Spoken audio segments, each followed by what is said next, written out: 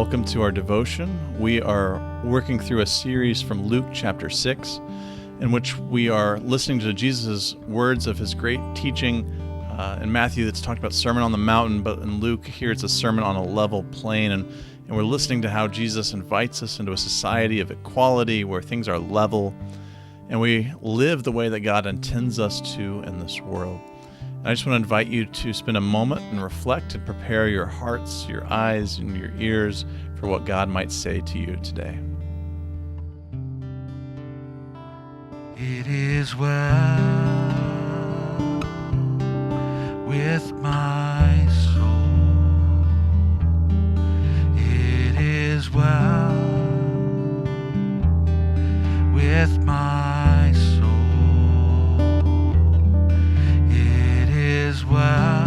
It is well with my soul.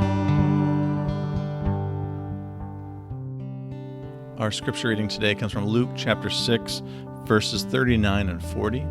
And I'm going to read to you the context for these words so you can imagine yourself in the story and hear Jesus speaking to you today. Jesus came down with them and stood on a level place, with a great crowd of his disciples and a great multitude of people from all of Judea, Jerusalem, and the coast of Tyre and Sidon. And Jesus told them a parable. Can a blind person guide a blind person? Will not both fall into a pit?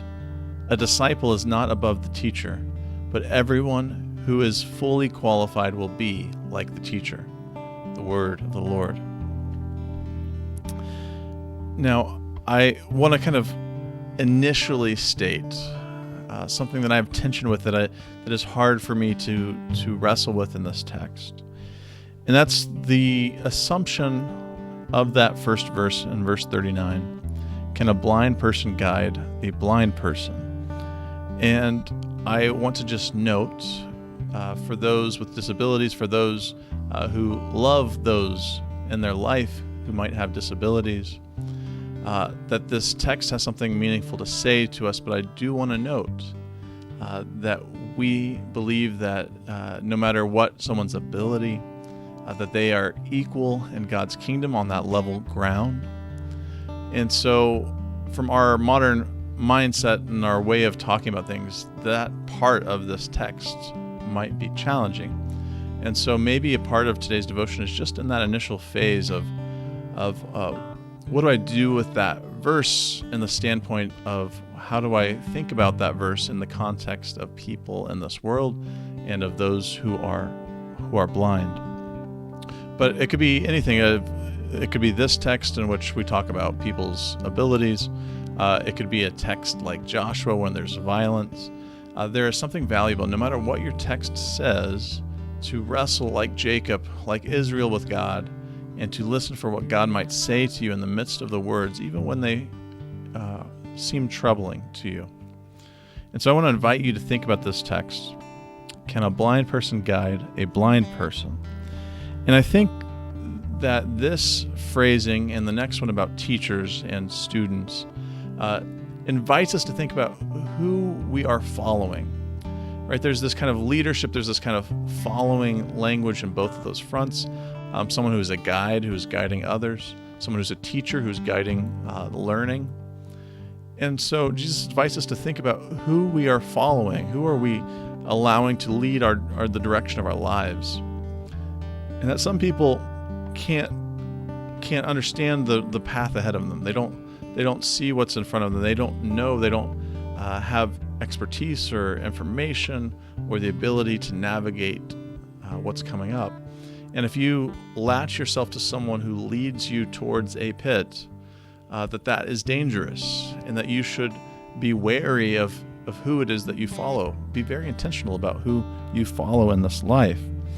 Because the assumption in this text is that if the blind person is guiding the blind person, that they will both fall into the pit. It's not just that the leader is going to fall in, but so is anyone who follows after the wrong guide.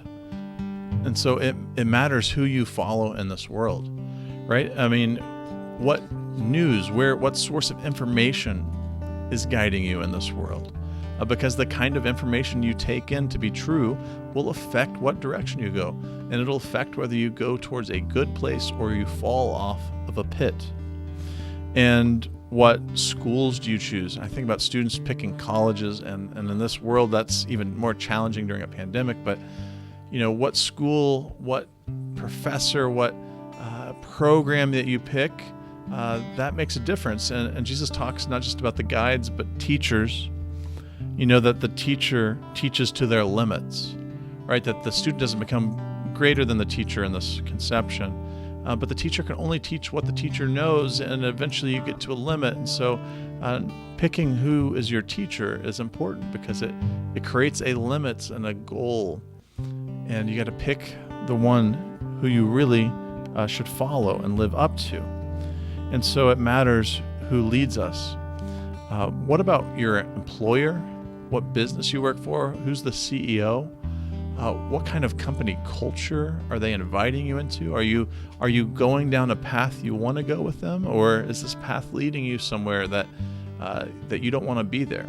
That I can't, in good conscience, work here when this is the culture that this company has.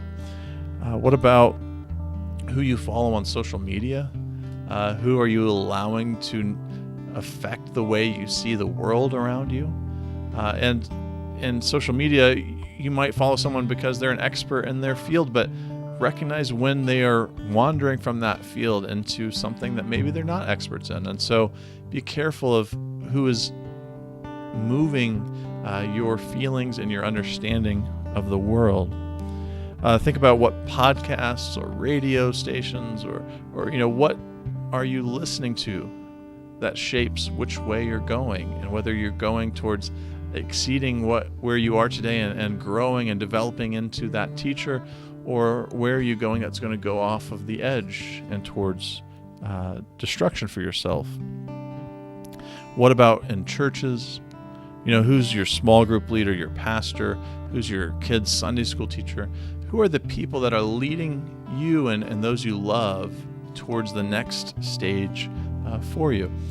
And it's important. It matters who you choose to follow after, because I know as Christians we want to follow after God, we want to follow after Jesus, but there's those people in our lives that are mentors, that are guides, that help us as we try to navigate how to do that in our everyday life.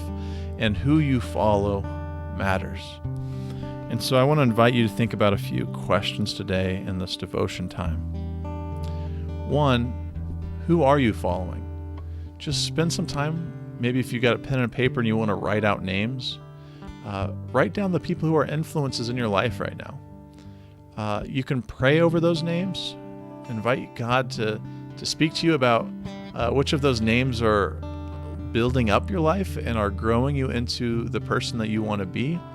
Maybe there are names on that list that I don't know that this person should be that guide for my life. Who are the guides in your life that you're following? Also, look behind yourself. Who are you leading? Right? You might be the lead who's guiding someone. You might be training them up to your limits. You might be taking them in the wrong direction. So spend some time identifying who are the people that you are developing. Who are you guiding? And spend some time in prayer about how well and how effective you are at guiding those people who are trusting you to take them and to invite them into the life that God has for them. And lastly, where are you headed? As you navigate your life and think about where you are in your life, do you feel like you are headed closer towards the person that God has invited you to be? Do you feel like you're wandering aimlessly? Do you feel like you're getting more frustrated, more angry, more impatient? You're going the wrong direction. Spend some time in prayer asking God, where am I headed? And just invite God to be the wisdom and the leader that you can follow. And may you find people both to train up and to be trained by, so that you might live into the blessings and the good life that God might have in front of you. I want to read to you one more time the text from Luke chapter 6, verses 39 and 40. Jesus came down with them and stood on a level place with a great crowd of his disciples and a great multitude of people from all Judea, Jerusalem, and the coast of Tyre and Sidon. And Jesus told them a parable. Can a blind person guide a blind person? Will not both fall into a pit? A disciple is not above the teacher, but everyone who is fully qualified will be like the teacher. The word of the Lord. May you find God's path and God's goodness and God's love and God's direction for your life today.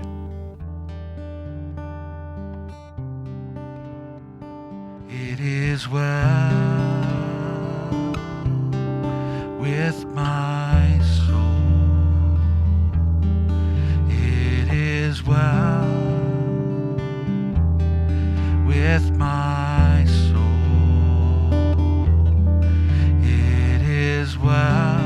It is well